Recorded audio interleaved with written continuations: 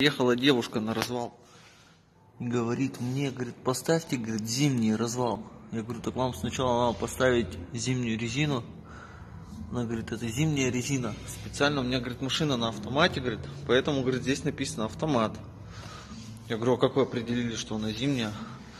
Она говорит, вот, метель, говорит, плюс снег. Я сказал, что это не так. Она говорит, нихуя, говорит, здесь написано метель плюс снег.